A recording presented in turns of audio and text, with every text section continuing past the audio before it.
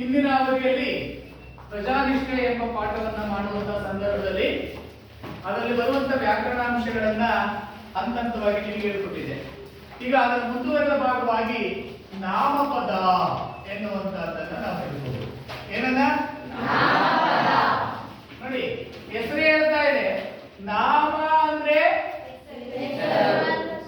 ಹೆಸರು, ಪದ ಪದ ಅಂದ್ರೆ ಒಬ್ಬ ವ್ಯಕ್ತಿ, ಒಂದು ವಸ್ತು ಅಥವಾ ಒಂದು ಪ್ರಾಣಿಯ ಹೆಸರನ್ನ ಸೂಚಿಸುವಂತಹ ಪದಕ್ಕೆ ನಾವೇನಂತ ಕರಿತೇವೆ? ಬರ್ಕೊಳ್ಳಿ. ಒಂದು ವಸ್ತು, ವ್ಯಕ್ತಿ ಅಥವಾ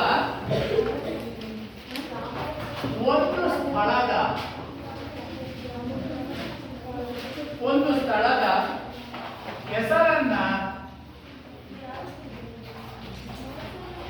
ಹೇಳುವಂತಹ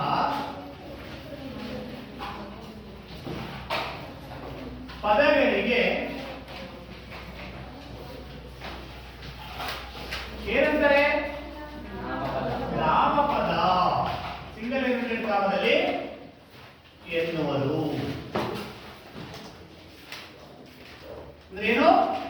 ಒಂದು ವಸ್ತು, ಒಬ್ಬ ವ್ಯಕ್ತಿ ಅಥವಾ ಒಂದು ಸ್ಥಳದ ಹೆಸರನ್ನ ಸೂಚಿಸುವಂತಹ ಪದಗಳಿಗೆ ನಾಮಪದಗಳು ಅಂತ ಕರಿತೀವಿ. ಕನ್ನಿಕಾ ಇದು ಪ್ರಾಣಿ ಹೆಸರು, ವಸ್ತು ಹೆಸರು, ವ್ಯಕ್ತಿ ಹೆಸರು ಅಲ್ವಾ? ಮತ್ತೆ ಇದ್ರಲ್ಲಿ ಬರುತ್ತೆ. ಇದೇನು ಪುಲ್ಲಿಂಗವೋ ಸ್ತ್ರೀಲಿಂಗವೋ ನಪುಂಸಕಲಿಂಗವೋ ಅಂತ? ಸ್ತ್ರೀಲಿಂಗ ಅಲ್ವಾ?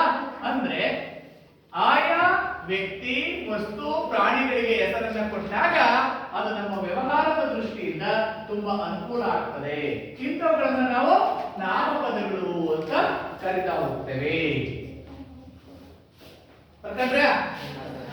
ಸೊ ಉದಾಹರಣೆಗೆ ನೋಡೋಣ. ನಾಮಪದಕ್ಕೆ ಉದಾಹರಣೆ.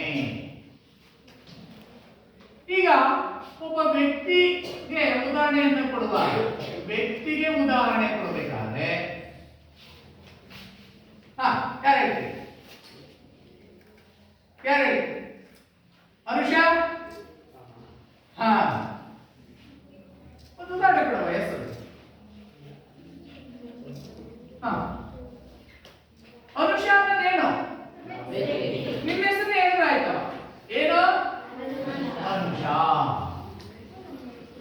ಮತ್ತೆ ಯಾರು ಹೇಳ್ತೀರಿ?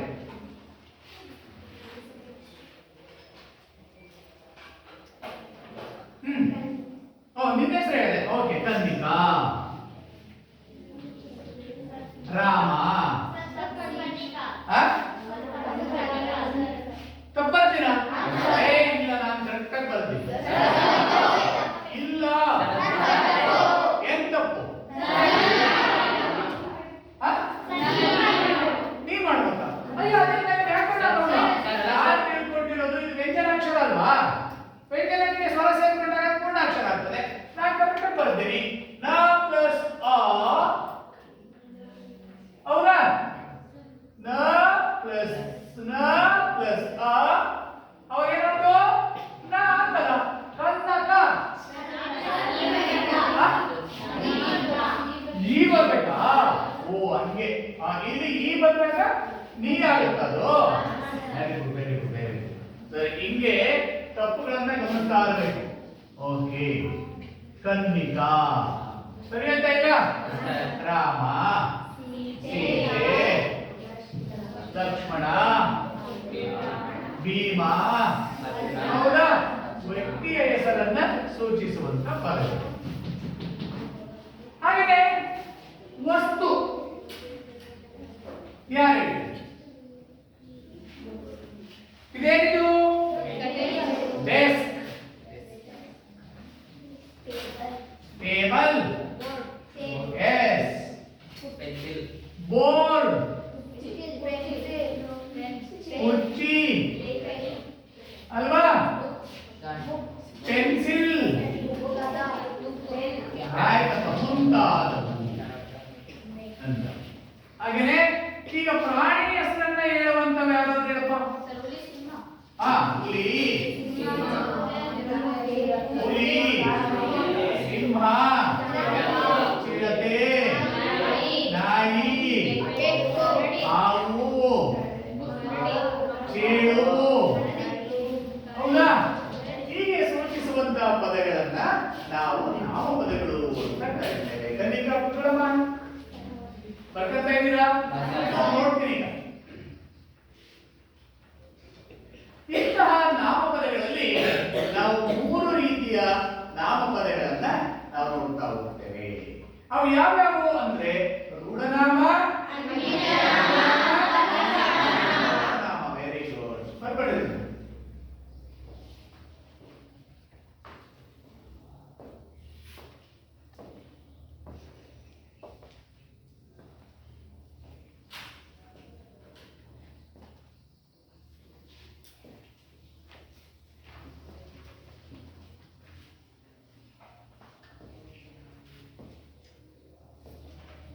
ಕಾಣ್ತಾ ಇದೆ ಎಲ್ರಿಗೂ?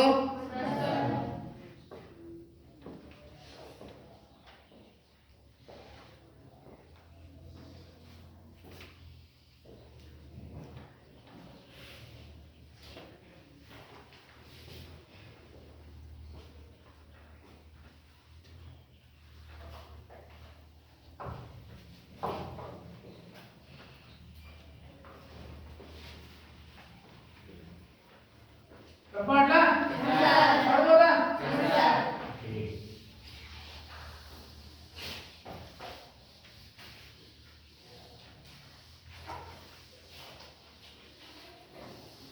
ನಾಮಪದದಲ್ಲಿ ಎಷ್ಟು ವಿಧ ಅಂತ ಹೇಳಿದ್ರೆ?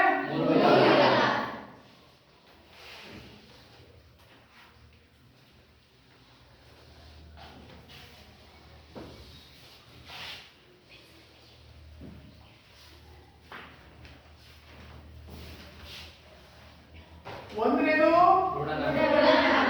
ರೂಢನಾಮ, ಎರಡನೇದು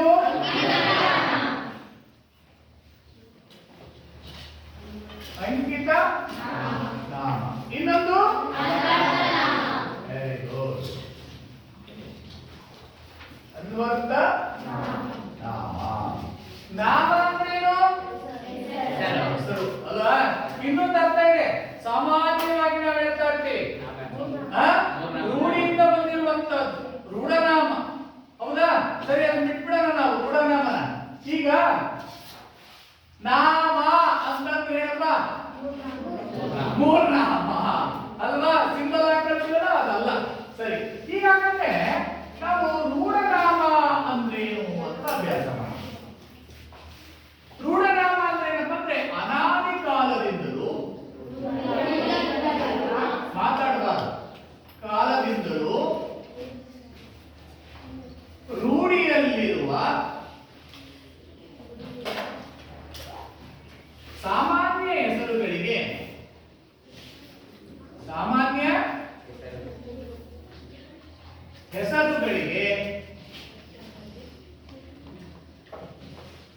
ರೂಢನಾಮ ಎನ್ನುವುದು.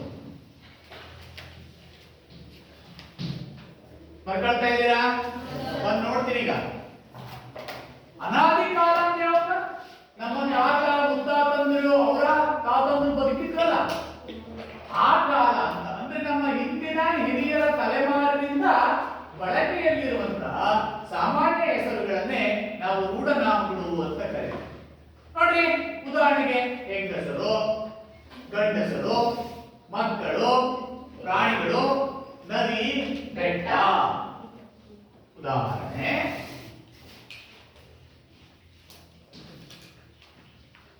ಹೆಂಗಸು, ಗಂಡಸು,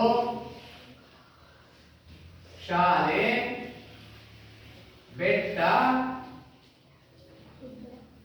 ಹೇಳಿ ನೀವು, ಗುಡ್ಡ, ನದಿ, ಜನರು, ಪರ್ವತ, ಇವನ್ನೆಲ್ಲ ನಾವು ರೂಢನಾಮಗಳು ಅಂತ ಕರೀತಾ ಹೋಗ್ತೇವೆ.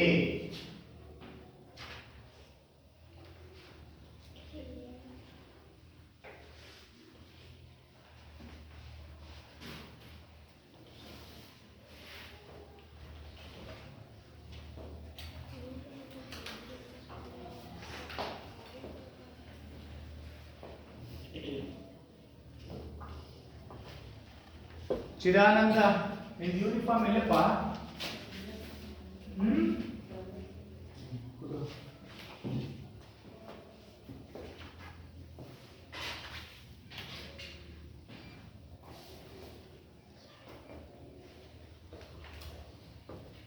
ಆಯ್ತಾ? ಸೊ ಹಾಗಾದ್ರೆ ಈಗ ರೂಢನಾಮವನ್ನ ನೋಡಿದ್ವಿ. ಐಚ್ಛಿಕ ನಾಮ, ಐಚ್ಛಿಕ ಅಂದ್ರೆ ಏನಂತ ಇರುತ್ತೆ? ಹೆಸರು ಅಂತಲ್ವಾ? ಸೊ ಐಚ್ಛಿಕ ನಾಮ ಅಂದ್ರೆ ಏನಪ್ಪ ಅಂದ್ರೆ ನಾವು ಮನುಷ್ಯರು, ಮಾನವರು ಪ್ರತಿನಿತ್ಯ ನಾವು ಜೀವನದಲ್ಲಿ ವ್ಯವಹಾರವನ್ನ ಮಾಡ್ತೇವೆ. ವ್ಯವಹಾರ ಅಂದ್ರೇನು? ವ್ಯವಹಾರ ಅಂದ್ರೇನು? ವ್ಯಾಪಾರ ಅಂದ್ರೆ ಒಬ್ಬರಿಗೆ ಕೊಡುವುದು, ಇನ್ನೊಬ್ಬರಿಂದ ಪಡೆಯುವುದು ಅಲ್ವಾ? ನಮ್ಮಲ್ಲಿ ಒಂದು ಕನ್ನಡದಲ್ಲಿ ಒಂದು ಗಾದೆ ಮಾತಿದೆ, ಕಲ್ಲಕ್ಕ ಕಡುಬನ್ನು ಕೊಟ್ಟರೆ ಮಲ್ಲಕ್ಕ ದೋಸೆಯನ್ನ ಕೊಟ್ಟಳು ಅಂತ. ಅಕ್ಕಪಕ್ಕದ ಮನೆಯಲ್ಲಿ ನಾವು ಏನ್ ಮಾಡ್ಬೇಕಪ್ಪ? ಕೊಡುಕೊಳ್ಳುವಿಕೆಯನ್ನ ಮಾಡ್ಬೇಕು, ಹೌದಲ್ಲ? ಅವ್ರು ಯಾರಾದ್ರೂ ಏನಾದ್ರೂ ಕೇಳಿದ್ರೆ ನಾವು ಕೊಡ್ಲಿಲ್ಲ ಅಂದ್ರೆ ಅವ್ರು ನಮಗೆ ಏನು ಕೊಡಲ್ಲ. ಆ ಕೊಡುವುದು ಮತ್ತು ತೆಗೆದುಕೊಳ್ಳುವಾಗ ಏನ್ ಬೇಕಾಗುತ್ತೆ? ಹೆಸರು ಬೇಕಾಗುತ್ತೆ, ಹೆಸರು ಬೇಕು. ಉದಾಹರಣೆಗೆ ಪಕ್ಕದ ಮನೆಗೆ ಹೋಗಿ ಏನೋ ಒಂದು ಕೊಡು ಅಂತಂದ್ರೆ ಏನ್ ಕೊಡ್ತಾರ? ಹೌದಲ್ಲ? ಹೌದಲ್ಲ? ನೀನು ಅಲ್ಲಿ ಹೋಗ್ಬಿಟ್ಟು ಪಕ್ಕದ ಮನೆಗೆ ಏನೋ ಒಂದು ಕೊಡು ಅಂತ ಏನ್ ಕೊಡ್ತಾರೆ? ನಿನಗೆ ಏನು ಬೇಕೋ ಆ ವಸ್ತುವಿನ ಹೆಸರನ್ನ ಹೇಳಬೇಕು ಅಲ್ವಾ? ಕಲಕ, ನಮ್ಮ ಮನೆಯಲ್ಲಿ ಕೊಬ್ಬರಿ ಎಣ್ಣೆ ಖಾಲಿಯಾಗಿದೆ, ಒಂದು ಗಿಲ್ಲೆ ಕೊಬ್ಬರಿ ಎಣ್ಣೆ ಕೊಡು ಅಲ್ವಾ? ಮಲ್ಲಕ್ಕ, ನಮ್ಮ ಮನೇಲಿ ಸಾಂಬಾರ ಹಿಟ್ಟು ಖಾಲಿಯಾಗಿದೆ, ಸ್ವಲ್ಪ ಸಾಂಬಾರ್ ಹಿಟ್ಟು ಕೊಡು ಅಂದ್ರೆ ಕೊಡ್ತಾರೆ, ಹೌದಲ್ಲ? ಅದನ್ನ ಬಿಟ್ಟು ಸುಮ್ಮನೆ ಅದನ್ನ ಕೊಡು ಅಂದ್ರೆ ಅಲ್ವಾ? ನೀವೆಲ್ಲ ಅಂಗಡಿಗೆ ಹೋಗ್ತೀರಪ್ಪ, ಅಂಗಡಿಗೆ ಹೋಗ್ಬಿಟ್ಟು ₹1 ಇಲ್ಲಿ ಅದನ್ನ ಕೊಡು ಅಂದ್ರೆ ಅವ್ನು ಏನ್ ಕೊಡ್ಬೇಕು ಅಲ್ವಾ? ಅದನ್ನ ಕೊಡೋದ್ರೆ ಯಾರು ಕೇಳ್ತೀರಿ? ಈಗ ಅದನ್ನ ಅಂಗಡಿ ಒಳಗೆ ಅಂಗಡಿ ಮಾಲೀಕನಿಗೆ ಕೇಳ್ಬೇಕಲ್ವಾ? ಅವನಿಗೊಂದು ಹೆಸರು ಗೊತ್ತಲ್ವಾ? ಏನಂತ? ಅಜ್ಜ, ನನಗೆ ಈ ಮಿಠಾಯಿಯನ್ನು ಕೊಡು. ಅಜ್ಜ ಎನ್ನುವಂಥದ್ದು ರೂಢನಾಮ, ಹೌದಲ್ಲ?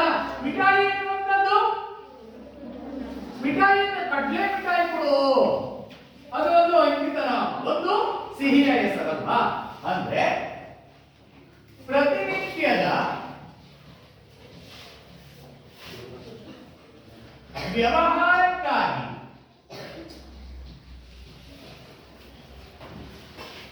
ಇಟ್ಟುಕೊಂಡಿರುವ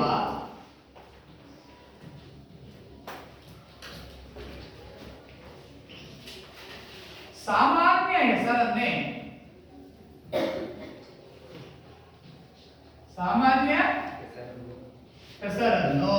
ಏನಂತಾರೆ? ಅಂಕಿತ ನಾಮ.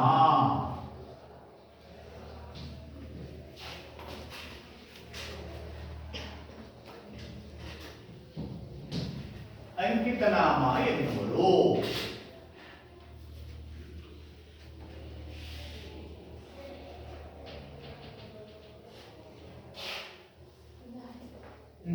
ಉದಾಹರಣೆ ನೋಡೋಣ. ಹಾಗಾದ್ರೆ ಯಾಕೆ ಹೇಳ್ತೀವಿ ಉದಾಹರಣೆ? ನಾವು ಒಬ್ಬೊಬ್ರು ಕೈ ಎತ್ಬೇಕಷ್ಟೇ. ಹೇಳಪ್ಪ ರಾಜು. ಗಣೇಶ. Very good. ಗಂಗಾ. ನಿಂದ ಆಯ್ತು. ಗಣೇಶ. ಈ ಕಡೆ ಗಂಗಾ. ಓ ಗಂಗಾ. ಆಮೇಲೆ ರಹೀಮಾ. ರಹೀಮಾ. ಓ ರಹೀಮಾ. ಬಾಣದ ಬಂದಲ್ಲ. ಧಾರವಾಡ. ಓ ಇದು ಯಾರ ಹೆಸರು? ಸ್ಥಳದ ಹೆಸರು. Very good. ಧಾರವಾಡ. ಹೀಗೆ ಬರುವಂತವುಗಳನ್ನೇ ನಾವು ಅಂಕಿತ ನಾಮ ಅಂತ ಕರೀತೇವೆ. Very good. ಕೂತ್ಕೊಳ್ಳಿ.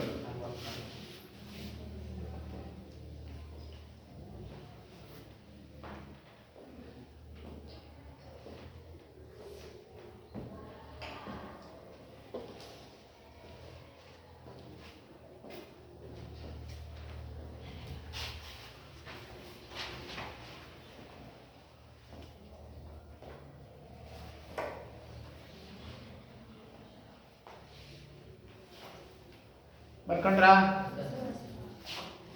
ದುಂಡಾಗಿ ಬರ್ಕೋಬೇಕು.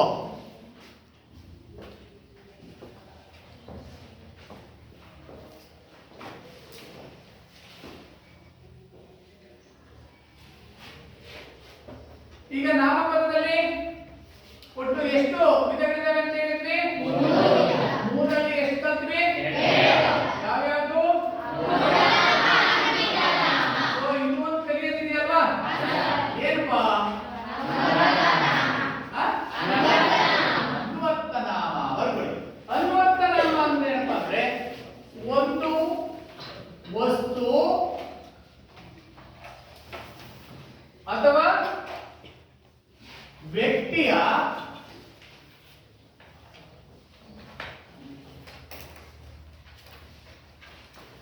ಗುಣ, ವೃತ್ತಿ ಅಂದ್ರೆ ಕೆಲಸ, ಹಾಗೂ ಸ್ವಭಾವ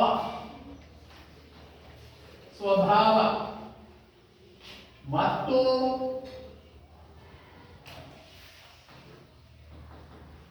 ಅರ್ಥಕ್ಕೆ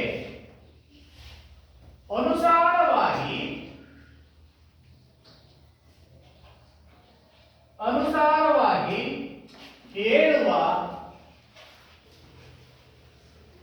ಹೆಸರನ್ನ ಏನಂತ ಕರೀತಾರೆ? Yes.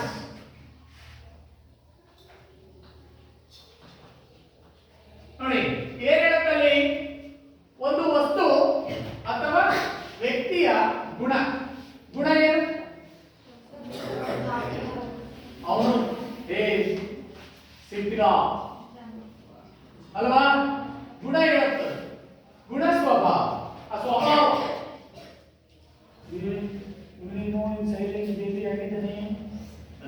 ಅಲ್ವಾ? ಹಾಗೇನೆ ಅರ್ಥ. ಅವನ ದೇಹದಲ್ಲಿ ಏನಾದ್ರು ಒಂದು ನ್ಯೂನ್ಯತೆ ಇದೆ ಅಂತ ತಿಳ್ಕೊಳ್ಳಿ, ಅವನು ಕುಂಟುತ್ತಾ ಇದ್ದಾನೆ ಅಂತ ತಿಳ್ಕೊಳ್ಳಿ, ಅವನೇನಂತ ಕರಿತೀವಿ? ಕುಂಟ ಅಂತ ಕರಿತೀವಿ. ಅವನಿಗೆ ಕಣ್ಣು ಒಂದು ಸಣ್ಣಕ್ಕಿದೆ, ಅವನಿಗೆ ಕಣ್ಣು ಕಾಣಿಸ್ತಾ ಇಲ್ಲ, ಅವನಿಗೆ ಕುರುಡ ಅಂತೀವಿ. ನೀವೇನಾದ್ರು ಯಾವ್ದು ದೇವಸ್ಥಾನಕ್ಕೆ ಹೋಗ್ಬಿಟ್ಟು ಕೂದಲನ್ನ ತರಿಸ್ಕೊಂಡ್ರೆ ಗೋಡ ಅಂತೀವಿ. ಅವ್ರೇನಾದ್ರು ಸ್ವಲ್ಪ ಚಿಕ್ಕ ನಿಂತಿದ್ದಂದ್ರೆ ಕುಳ್ಳ ಅಂತೀವಿ. ಹೌದಲ್ಲ? ಗುಣ ಸ್ವಭಾವಗಳ ಆಧಾರದ ಮೇಲೆ ಒಂದು ವಸ್ತು ಅಥವಾ ವ್ಯಕ್ತಿಯ ಹೆಸರನ್ನ ಆ ಹೆಸರಿಗೆ ಬದಲಾಗಿ ಹೇಳುವುದನ್ನೇ ನಾವು ಅನ್ವರ್ಥನಾಮ ಅಂತ ಕರೀತಾ ಹೋಗ್ತೇವೆ. ಈಗ ಓದೋದ್ರಲ್ಲಿ ಇವರು ತುಂಬಾ ಬುದ್ಧಿವಂತಿದ್ದಾರೆ, ಇವರು ನಾವೇನಂತ ಕರಿತೀವಿ? ಬುದ್ಧಿವಂತ ಅಥವಾ ಜಾಣ. ಉದಾಹರಣೆಗೇನು? ಜಾಣ. ಅವನು ಓದೋದ್ರಲ್ಲಿ ಬಹಳ ಹಿಂದುಳಿದಿದ್ದ ಅಂದ್ರೆ ಅಲ್ವಾ?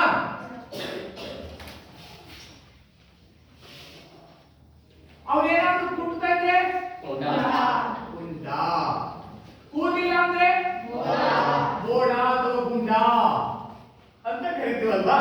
ಆಮೇಲೆ ಬೇರೆ ಯಾವ ಉದಾಹರಣೆ ಕೊಡ್ತೀರಾ? ಈಗ ನಿಮ್ಮ ಊರುಗಳಿಗೆಲ್ಲ ಏನಾದ್ರೂ ವಸ್ತುಗಳನ್ನು ತಗೊಂಡ್ಬಂದು ಮಾರ್ಲಿಕ್ಕೆ ಬರ್ತಾನಪ್ಪ, ಅವರನ್ನ ಏನಂತ ಕರಿತೀವಿ? ವ್ಯಾಪಾರಿ. ಬೇರೆ ಅಲ್ವಾ? ಮತ್ತೆ ಪಾಠ ಮಾಡುವಂತ ನಮ್ಮನ್ನ ನನ್ನ ವೃತ್ತಿಗೆ ಬದಲಾಗಿ ಇನ್ನೊಂದು ಹೆಸರನ್ನ ಹೇಳುವಂತದ್ದು, ಹೌದಲ್ಲ? ಅವ್ರಿಗೆ ಏನಂತಾರೆ? ಶಿಕ್ಷಕ. ಹಾಗೇನೆ ಅಂದ್ರೆ ಆರೋಗ್ಯವನ್ನ ತಪಾಸಣೆ ಮಾಡುವಂತವನಿಗೆ ವೈದ್ಯ. ಪಂಡಿತ. ವಿದ್ಯಾರ್ಥಿ. ಕಲಿಯುವಂತವರನ್ನ ಎಲ್ಲ ಉದಾಹರಣೆಗಳನ್ನು ಬರ್ಕೋಬೇಕು. ಸೊ ಈಗ ನಾವು ನಾಮಪದಗಳನ್ನ ನೋಡ್ತೀವಿ, ಹೌದಾ? ನೀವೆಲ್ಲ ಈಗ ಅದನ್ನು ಓದ್ಕೊಂಡಿದ್ದೀರಾ? ಅರ್ಥ ಆಗಿದೆಯಾ? ಮನೆಗೆ ಹೋಗ್ಬಿಟ್ಟು ಇದನ್ನ ಹೋಮ್ವರ್ಕ್ ಬರೀಬೇಕು. ಹೋಮ್ವರ್ಕ್ ಅಲ್ಲಿ ಹೆಂಗ್ ಬರೀಬೇಕಪ್ಪ ಅಂದ್ರೆ ನಾಮಪದ ಎಂದರೇನು ಅಂತ ಬರೀಬೇಕು. ನಾಮಪದದಲ್ಲಿ 3 ವಿಧ. ಒಂದು ರೂಢನಾಮ ಎಂದರೇನು ಅಂತ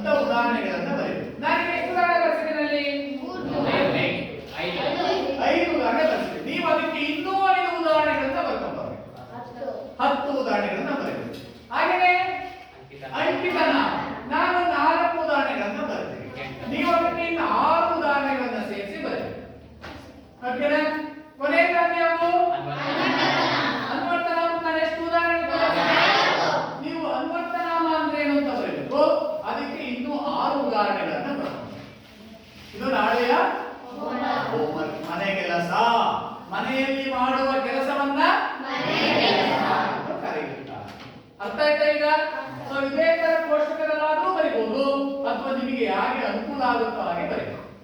ಇದನ್ನ ಹೋಮ್ವರ್ಕ್ ಬುಕ್ಕಿಗೆ ಬರ್ಕೊಂಡು ನಾಳೆ ಮತ್ತೆ ಅದನ್ನ ನಾವು ಹೇಳಿದಾಗ ನೋಡಿಸಿ ಬರೀತೀರಲ್ವಾ? ಹಾಗಾದ್ರೆ ಮುಂದಕ್ಕೆ ಹೋಗೋಣ. ಈಗ ನಾವು ನಾಲ್ಕು ಪದ ನೋಡಿ. ಇನ್ನೊಂದು ಯಾವ್ದಿದ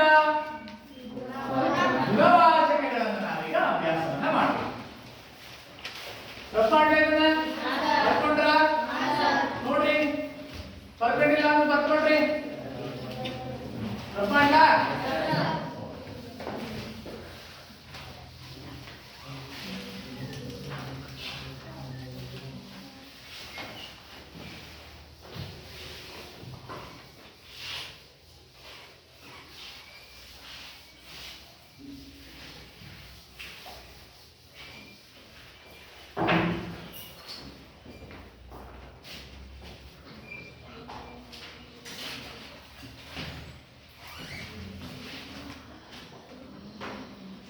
ಗುಣವಾಚಕ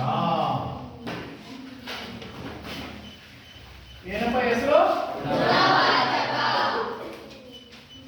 ಗುಣ ಅಂದ್ರೆ ಏನಪ್ಪ? ಇಂಗ್ಲಿಷ್ ಅಲ್ಲಿ ಕ್ಯಾರೆಕ್ಟರ್ ಅಂತ ಕರೀತಾರೆ. ಅಂದ್ರೆ ಒಬ್ಬ ವ್ಯಕ್ತಿಯು ಜೀವನದಲ್ಲಿ ಅಳವಡಿಸಿಕೊಂಡಿರುವಂತ ಸ್ವಭಾವಗಳು ಅಂತ. ಅಂದ್ರೆ ಗುಣವಾಚಕ ಅಂದ್ರೆ ಏನಂದ್ರೆ ಒಬ್ಬ ವ್ಯಕ್ತಿ ಅಥವಾ ಒಂದು ವಸ್ತು ತನ್ನಲ್ಲಿ ಅದು ಅಳವಡಿಸಿಕೊಂಡಿರುವಂತಹ ಗುಣ, ರೀತಿ, ಸ್ವಭಾವಗಳನ್ನು ತಿಳಿಸುವಂತಹ ಶಬ್ದಗಳನ್ನ, ಆ ಶಬ್ದಗಳನ್ನ ಏನಂತೀವಿ? ವಿಶೇಷಣಗಳನ್ನ ನಾವು ಗುಣವಾಚಕಗಳು ಅಂತ ಕರೀತೀವಿ. ಬರ್ಬೋದು.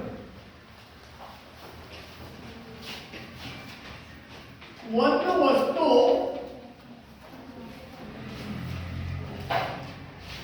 ಅಥವಾ ಒಬ್ಬ ವ್ಯಕ್ತಿ ಹೊಂದಿರುವ ರೀತಿ, ಗುಣ,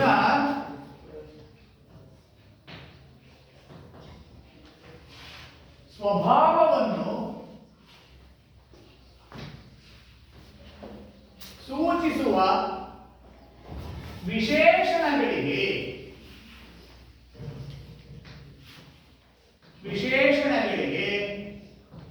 ಏನಂತಾರೆ? ಗುಣವಾಚಕ ಎನ್ನುತ್ತಾರೆ. ಕೇಳ್ತೀನಿ, ಸರಿಯಾಗಿ ಅದನ್ನು ನೆನ್ಪಿಟ್ಕೋಬೇಕು.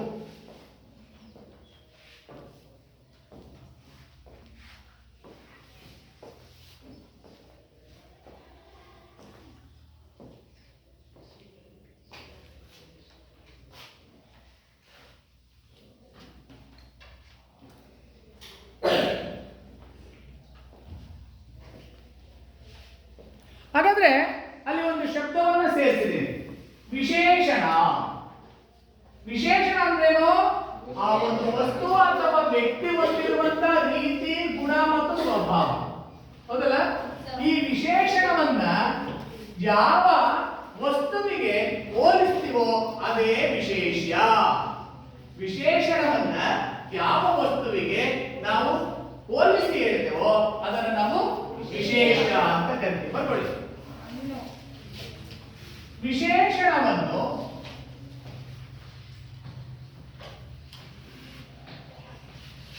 ಯಾವ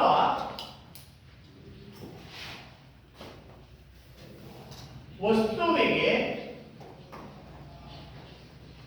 ಹೇಳಲಾಗಿದೆಯೋ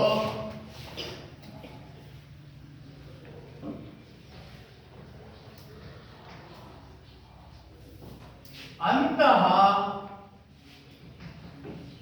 ಶಬ್ದವನ್ನು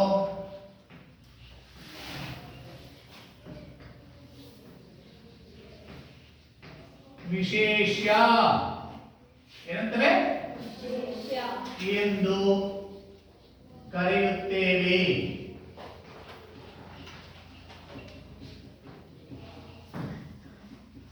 ಹಾಗಾದ್ರೆ ಗುಣವಾಚಕಗಳಲ್ಲಿ ಯಾವ ಎರಡು ಶಬ್ದಗಳು ಬಹಳ ಪ್ರಮುಖ? ವಿಶೇಷಣ ಮತ್ತು ವಿಶೇಷ.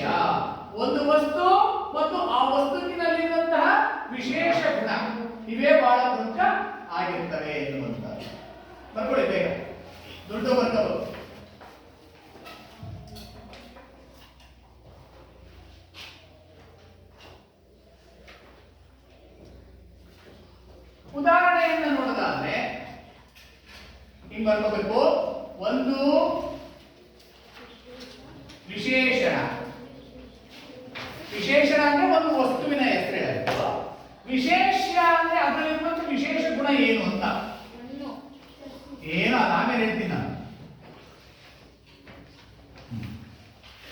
ವಿಶೇಷಣ ಮತ್ತು ವಿಶೇಷ್ಯ.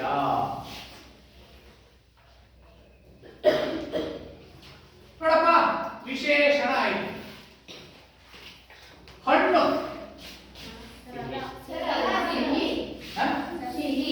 Very good. ಏನು ಈಗ ಸಿಹಿ ಇದೆಯಪ್ಪ. ಸಿಹಿ ಇರುವುದು ಯಾರಲ್ಲಿ? ಹಣ್ಣಿನಲ್ಲಿ. ಹೀಗೆ ವಿಶೇಷಣ ಇದೆ. ದೊಡ್ಡ ಇಲ್ಲ ಬೆಟ್ಟ.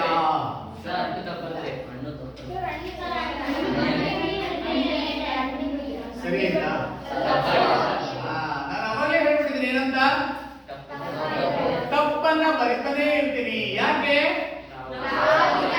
ಪಾಠವನ್ನ ಸರಿಯಾಗಿ ಕೇಳ್ತಾ ಇದ್ದೀರೋ ಇಲ್ವೋ ಅಂತ. ಬಿಡು, ಅಲ್ಲಾಗಲೇ ಸಿಗಿಸ್ಕೊಂತೀಯ ಪೆನ್ನ ಇದು ದೊಡ್ಡ. ಹೀಗೆಲ್ಲ ಮಾಡ್ತಿರ್ತಾರಲ್ಲ, ಇವರು ಪಾಠ ಕೇಳ್ತಾ ಇದಾರಲ್ಲ ಅಂತ. ಅವ ಏನ್ ಮಾಡ್ತಿದ್ದ ಅಂತ ನಿಮಗೆ ಯಾರಿಗೂ ಗೊತ್ತಿಲ್ಲ. ಯಾರಿಗೆ ಗೊತ್ತಾಗದ್ರೆ? ಇಬ್ರಿಗೂ. ಇಬ್ರಿಗಷ್ಟೇ ಗೊತ್ತು. ಯಾರು ತಪ್ಪನ್ನ ಮಾಡ್ತಾ ಇದ್ದಾನೋ ಅವನಿಗೆ ಮತ್ತು ಅವನು ಮಾಡುವಂತಹ ತಪ್ಪನ್ನ ನೋಡುವಂತಹ ಅಲ್ವಾ? ಅವ ಏನ್ ಮಾಡ್ತಾ ಇದ್ದ ಅಂತ ಹೇಳಿ ನೀವೆಲ್ಲ ನೆನ್ಪಿಡ್ತೀರಿ. ಪಾಪ ಅವನಿಗೆ ಬೇಜಾರಾಗ್ಬಿಡ್ತೀಗ ಅಲ್ವಾ? ಬಿಡಿ. ಹಾಗಾದ್ರೆ ಇಲ್ಲಿ ಕೆಲವು ಸಾರಿ ತಪ್ಪುಗಳನ್ನ ಪರೀಕ್ಷಿಸುವುದಕ್ಕೋಸ್ಕರ ಬರಿತಾ ಇದೀವಿ. ಹಣ್ಣು ಈಗ ಸರಿ ಆಯ್ತಾ?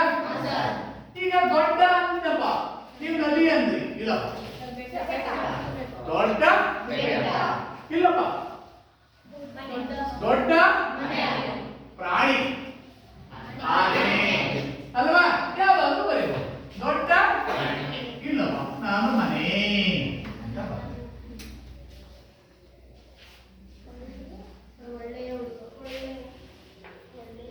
ಒಳ್ಳೆಯ ಇಲ್ಲಪ್ಪ.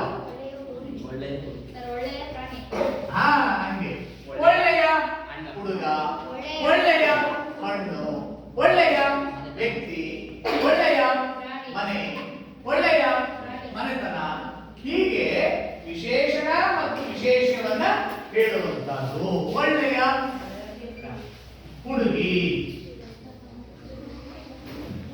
ಇಂತಹ ವಿಶೇಷಣ ಮತ್ತು ವಿಶೇಷ್ಯವನ್ನ ಹೇಳುವಂತಹ ಶಬ್ದಗಳಲ್ಲಿ ನಾವು ಗುಣವಾಚಕಗಳು ಅಂತ ಕರೀತೇವೆ. ಇಂತಹ ಗುಣವಾಚಕಗಳನ್ನ ನಾಳೆ ನೀವು ಕನಿಷ್ಠ 10 ಒಂದೊಂದಕ್ಕೆ ಸಿಹಿ ಅನ್ನೋದಕ್ಕೆ 10, ದೊಡ್ಡ ಅನ್ನೋದಕ್ಕೆ 10, ಒಳ್ಳೆಯ ಅನ್ನೋದಕ್ಕೆ 10. ಈ ರೀತಿ ಅವನ್ನ ಬರ್ಕೊಂಡ್ಬರ್ಬೇಕು. ಬರ್ತೀರಲ್ಲ? ಬರ್ತೀರಲ್ಲ? ಇದರಲ್ಲಿ ಮತ್ತೆ ಗುಣವಾಚಕ ಅಂದರೆ ಸಂಖ್ಯಾವಾಚಕ ಅಂತ. ಸಂಖ್ಯಾವಾಚಕ ಅಂದ್ರೆ ಏನಪ್ಪಾ? ಅಷ್ಟು, ಇಷ್ಟು, ಎಷ್ಟು ಎಂಬ ಸಂಖ್ಯೆಯಿಂದ ಸೂಚಿಸುವಂತಹ ಪದಗಳಿಗೆ ಸಂಖ್ಯಾವಾಚಕಗಳು ಅಂತ ಕರೀತೀವಿ. ಮುಕ್ಕಣ್ಣ. ಈ ಮುಕ್ಕಣ್ಣ ಎನ್ನುವಂತಹದ್ರಲ್ಲಿ ಸಂಖ್ಯಾವಾಚಕ ಯಾರು? ಮೂರು ಕಣ್ಣುಳ್ಳವನು ಯಾರೋ ಅವನೇ ಮುಕ್ಕಣ್ಣ ಅಲ್ವಾ? ಇಬ್ಬಾಗ. ಇಬ್ಬ ಅಂದ್ರೆ 2, ಇಬ್ಬಾಗ ಅಲ್ವಾ? ದಶಾವತಾರ 10. ಇಲ್ಲಿರುವಂತಹ ಸಂಖ್ಯೆ ಯಾವುದು? 10. ಹಾಗೆ ಮತ್ತೆ ದ್ವಿಮುಖ. ಹಾಗೆ ಚೌಪದಿ. ಏನ್ 4? ಸಾಲು ಅಲ್ವಾ? ಪದಿ ಅಂದ್ರೆ ಹೀಗೆ ಸಂಖ್ಯೆಗಳನ್ನ ಸೂಚಿಸುವಂತಹ ಪದಗಳನ್ನು ನಾವೇನಂತ ಕರಿತೀವಿ? ಸಂಖ್ಯಾವಾಚಕಗಳು ಅಂತ ಕರಿತೀವಿ. ಅರ್ಥ ಇದೆ ನಿಮಗೆ? ನಾಳೆ ಸರಿಯಾಗಿ ಅಭ್ಯಾಸ ಮಾಡ್ಕೋಬೇಕು, ನೋಟ್ಸ್ ಅಲ್ಲಿ ಬರೀಬೇಕು. ಆ ನಂತರ ನಾನು ಏನ್ ಮಾಡ್ಬೇಕು ಅಂತ ಹೇಳ್ತೇನೆ. ಈಗ ಮಾಡಿರುವಂತಹ ಪಾಠವನ್ನೆಲ್ಲ ಸಂಪೂರ್ಣವಾಗಿ ನಾಳೆ ನೀವು ಹೋಮ್ವರ್ಕ್ ಅಲ್ಲಿ ಬರ್ಕೊಂಡ್ಬರ್ಬೇಕು.